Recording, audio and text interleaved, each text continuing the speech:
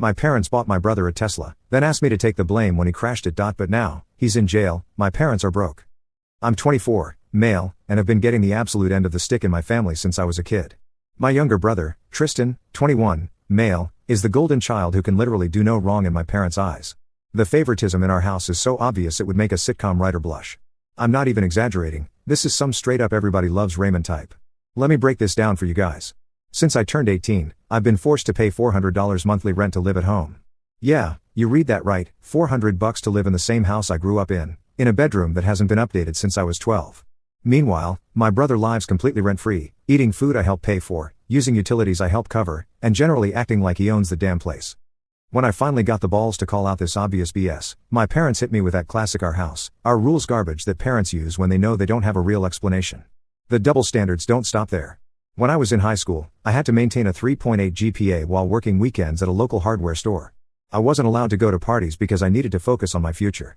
Tristan, this dude barely passed his classes, never held a job through high school, and was allowed to party every weekend because he's just being social and needs to enjoy his youth. Every achievement of mine got a half-hearted good job, while Tristan got praised for the bare minimum effort. I worked 40+ hours weekly at this soul-crushing corporate job just to save enough to escape this hellhole. My plan has been to save up enough for a decent apartment and first and last month's rent, but every time I get close to having enough saved up, some mysterious family emergency appears, and guess who's expected to help out? I graduated college 3 years ago, working part-time while taking a full course load, and graduated with honors. I had a job lined up within 2 weeks of graduation. My reward for this achievement? A half-assed congrats text and a $50 Applebee's gift card. No party, no celebration dinner, nothing. Just keep paying rent. Last month, Tristan finally graduated with a solid 2.4 GPA after 6 years of what I can only assume was professional beer pong training. This dude changed his major 3 times, failed multiple classes that he had to retake, and basically treated college like an extended vacation that occasionally required writing papers. What did my parents do to celebrate his mediocre achievement? They bought him a Tesla Model 3 Performance, not the base model, the $60,000 plus version with all the bells and whistles, premium sound system, the works. I still remember the day they gave it to him. We were all standing in the driveway, and my dad hands Tristan this small box. Inside are the keys to this gleaming white Tesla parked across the street. Tristan starts freaking out, jumping around like he just won the lottery, while my mom takes about 500 pictures for Facebook. Then my dad looks at me, noticing my face, and says, "Don't be jealous. Your brother deserves this after working so hard." Working hard at what? Beer pong championships? When I pointed out that I graduated in 4 years with honors while working and got squat, my mom had the audacity to say, "Well, college was easier for you." Tristan really struggled. Yeah, he struggled to get out of bed before noon and remember which girl he was dating that week. I could go on for hours about the blatant favoritism, but you get the picture.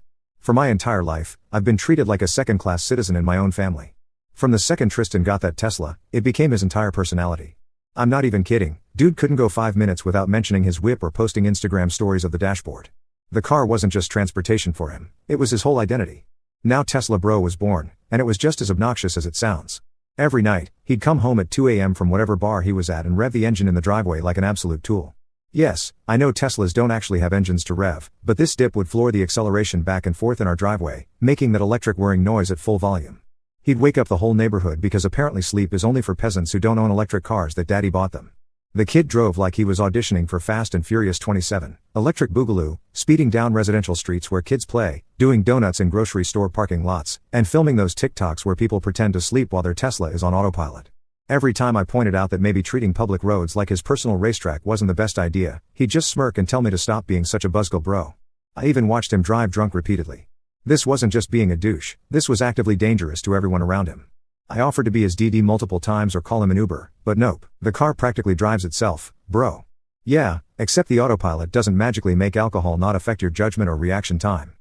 His friends were no better. They'd pile into the Tesla, usually 4 or 5 of them, all equally wasted, and they'd go joyriding. Their word, not mine.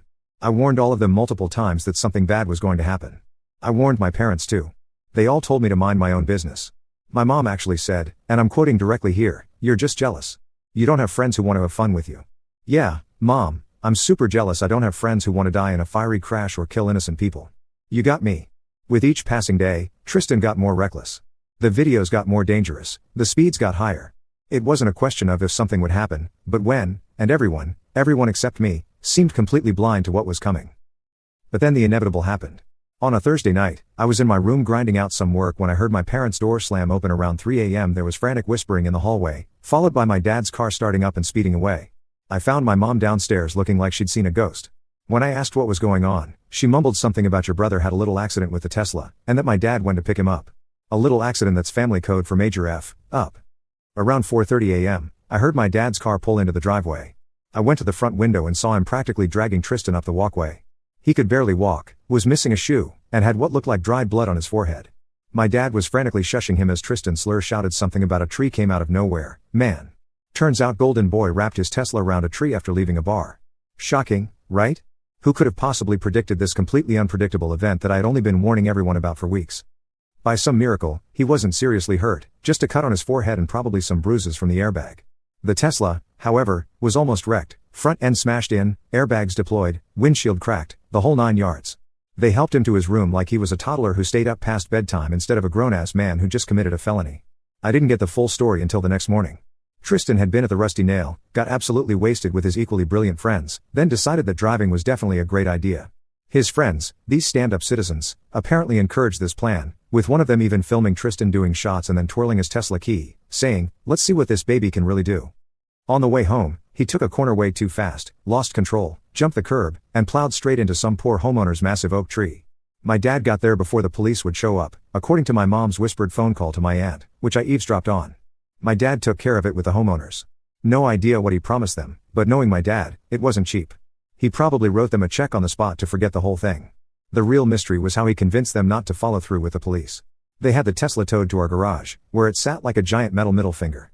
The front end was completely caved in, the hood crumpled like an accordion, both airbags had deployed, leaving that weird powder residue everywhere inside. The windshield was a spiderweb of cracks, and one of the front wheels was bent at an angle that definitely wasn't factory standard. It was a $60,000 paperweight now. 2 days after the crash, my parents called a family meeting in the living room. In the history of family meetings, not once has one ever been called to deliver good news. Nobody ever calls a family meeting to announce, "Hey, we're all going to Disney World." So I walked into the living room. My parents were sitting on the couch with those serious faces people put on when they're about to ask for a favor. My brother, Tristan, was slouched in the armchair, scrolling through his phone like this whole thing was a minor inconvenience taking him away from his important TikTok browsing. The bruise on his face had turned a lovely shade of yellow-purple that honestly improved his appearance.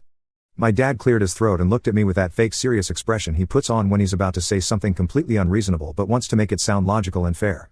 He's got this whole routine, straightens his back, does a little throat clear, clasps his hands together. It's like watching a bad actor prepare for a scene.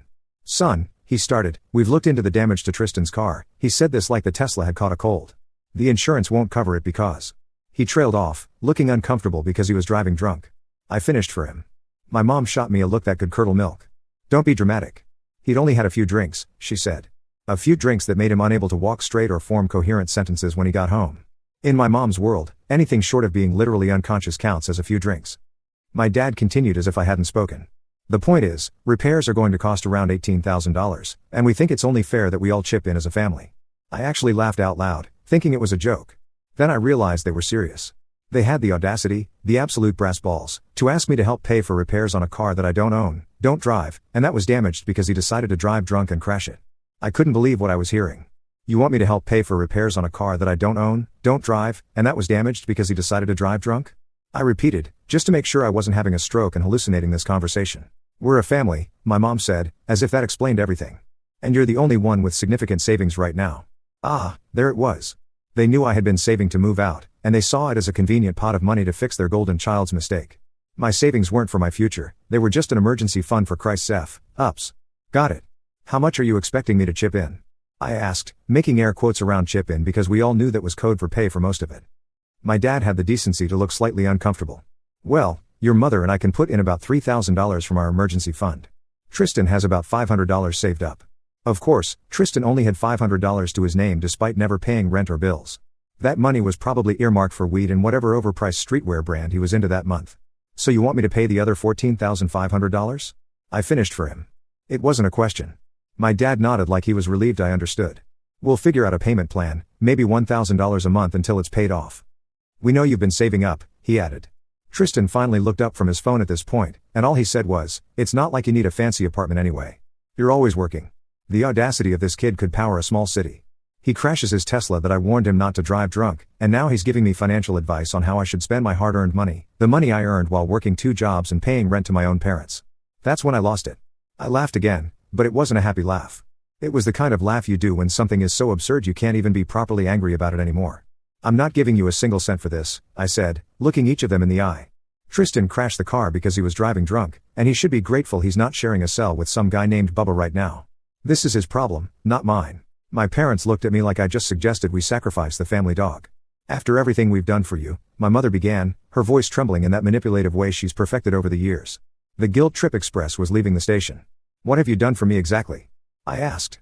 Made me pay rent while he lives free, given him a Tesla while I drive a car that's older than his driver's license, constantly dismissed my accomplishments while celebrating his mediocrity. Please elaborate on all you've done for me that justifies me paying for his drunk driving accident. My dad's face turned that special shade of red that only appears when someone challenges his authority. You will contribute to fixing your brother's car. End of discussion. I stood up, surprising even myself with how calm I felt. No, I won't. End of my discussion. The looks on their faces were priceless. They were so used to me giving in, to me being the responsible one who sacrifices for the family, that they couldn't process this new version of me who wasn't rolling over. You're being selfish, my mom said, pulling out the ultimate weapon in her arsenal. No, I'm being realistic, I replied. Tristan chose to drive drunk. He chose to crash the car. Means he can deal with the consequences for once in his life. I walked out of the living room and went back to my room, ignoring their calls to come back and discuss this like adults. The irony of them suddenly wanting an adult discussion was not lost on me. As I closed my bedroom door, I heard Tristan ask, so does this mean I'm not getting the car fixed? Always focused on his goals, that kid. I had no idea what they'd do next, but I knew one thing for certain, this was far from over. In my family, no isn't considered a complete answer, it's just an invitation to find more creative ways to get what they want. The next few days were tense as my parents barely spoke to me, except to ask if I'd reconsidered their generous offer to let me pay for Tristan's mistake. I kept my answers short and to the point, no. This led to a lot of heavy sighs, door slamming, and my mom doing that passive-aggressive thing where she talks about me in the third person while I'm literally in the same room. Some people just don't understand family loyalty, she'd say to no one in particular while I was eating breakfast 3 feet away from her. Real subtle, Mom. I caught them whispering a few times, huddled around the kitchen table with papers spread out. They'd go quiet when I walked in, which was never a good sign. In my family, anytime people stop talking when you enter a room, you can bet your ass they're talking about you, and not in a we're planning his surprise party kind of way. Friday night, I came home from work to find my dad on the phone with someone from the insurance company. He was in his professional voice, the one he uses when he's trying to convince people he's not full of S. I caught phrases like comprehensive coverage and vandalism claim before he saw me and took the call into his office.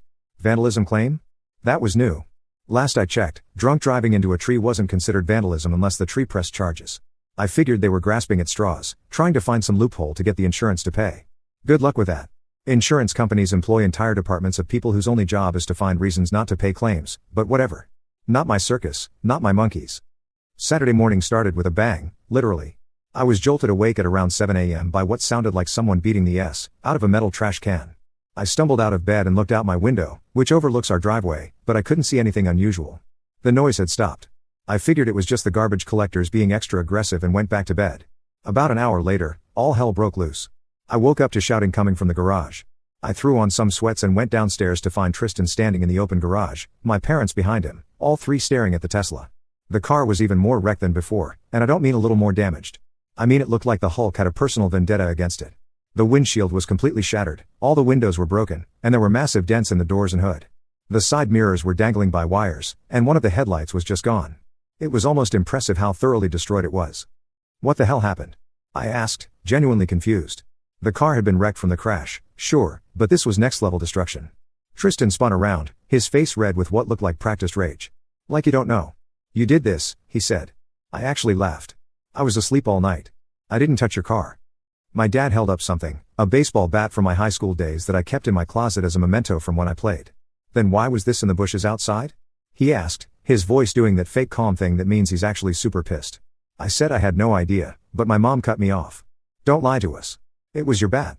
I'd owned that bat for years, but I hadn't touched it in months. It lived in the back of my closet along with other high school sports stuff I never used anymore. We've already called the insurance company, my dad said, smugly. They're sending an investigator on Monday. Vandalism, huh? That's when it clicked. Tristan must have taken my bat and further damaged his already wrecked Tesla, then planted the bat to frame me. The insurance wouldn't pay for the drunk driving accident, but vandalism might be covered, and bonus points for getting revenge on Big Bro who wouldn't pay for his mistake. Now it made sense. I looked at Tristan and saw that little smile he was trying hard to hide. This wasn't just him being a spoiled brat. This was actual malice. He deliberately set me up, and my parents were in on it. "You're seriously going to frame me for this?" I asked, looking straight at Tristan.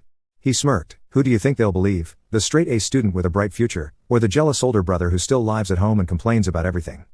My parents stood behind him, arms crossed, a united front against me. They'd already chosen their side, as they always did. It didn't matter that what they were doing was literally insurance fraud, a felony. It didn't matter that they were willing to let me take the blame for something I didn't do. All that mattered was protecting their golden child. "This is bulls, and you know it," I said, surprisingly calm considering the circumstances. "I didn't touch the car. I was asleep all night." My mom scoffed. "We heard you leave your room around 2 a.m. The neighbor's security camera probably caught you too." Now that was interesting. We didn't have neighbors with security cameras, at least none that would capture our driveway or garage. They were bluffing, which meant they knew exactly what had happened because they had helped plan it, or at the very least, they knew Tristan did it and were covering for him. "So let me get this straight," I said, crossing my arms. "You want me to either pay $14,500 for repairs to a car I don't own, or you'll frame me for vandalizing it to commit insurance fraud. Those are my options?" My dad's face flushed. "Nobody's framing anyone. We know you did this because you're angry about the money." I went back to my room without another word. There was no point arguing with them. They'd already decided their version of reality. I closed my door, sat on my bed, and tried to think. This had escalated from typical family drama to actual criminal behavior real quick. I grabbed my phone and called my boss, asking for an emergency day off on Monday. No way was I leaving my defense in my family's hands when the insurance investigator showed up. I needed to be there to tell my side of the story. As I hung up, I realized something that made my stomach drop. My parents had just shown me exactly how far they were willing to go to protect Tristan. They would frame their own son. They would lie to authorities. Which made me wonder, what the hell else had they covered up for him in the past that I didn't even know about? The insurance investigator showed up Monday morning at exactly 9 a.m. His name was Mac. I've seen this before. He wore a wrinkled button-down tucked into khakis and carried a tablet and a camera. My dad tried to tell me to go to work and that they would handle everything, but I just stared at him until he backed down. Funny how quickly his authority crumbled when I didn't immediately roll over. My parents did their best June and Ward Cleaver impression when Mac arrived. Tristan slouched nearby, looking appropriately victimized, occasionally touching the bruise on his face for dramatic effect. Mac was polite but all business.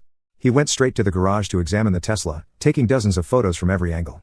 He spent a long time looking at the front-end damage versus the new damage, which made me hope he might notice the obvious. This car had been in 2 very different incidents. After examining the car, Mac asked to speak with each of us separately. My parents went first, together. They were in there for about 30 minutes. Then Tristan went in for his interview, which lasted maybe 15 minutes. I could hear him raising his voice at one point, probably for dramatic effect.